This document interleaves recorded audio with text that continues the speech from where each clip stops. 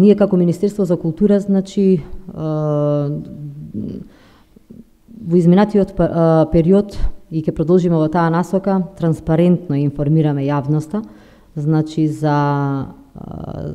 се во однос на управувањето на овие две здруженија, затоа што сметаме дека само на еден таков начин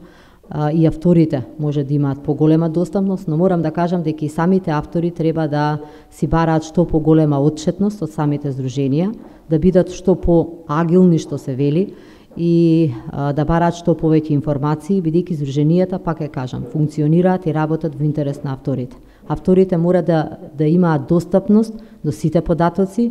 и достапност дали средствата кои што самите здруженија ги имаат добиено по сите основи од страна на корисниците, истите се исплатени на правилно место, значи до секој поединечен автор. Во контекст на годишниот извештај за работа на организацијата на ММИ, кој што неодамна беше на влада, сакам да информирам дека владата даде негативно мислење по однос на извештајот. Имено со годишниот извештај за работата на организацијата, со ревизорскиот извештај за ММИ за 2014 година и со надзорот над работата на ММИ направено од страна на Министерството за култура, е констатирано дека организацијата ММИ 82% од прибраните надоместоци од корисниците ги потрошила на тековни потреби за своето работење, наместо да ги распредели надоместоците на самите изведувачи и произведувачи на фонограми.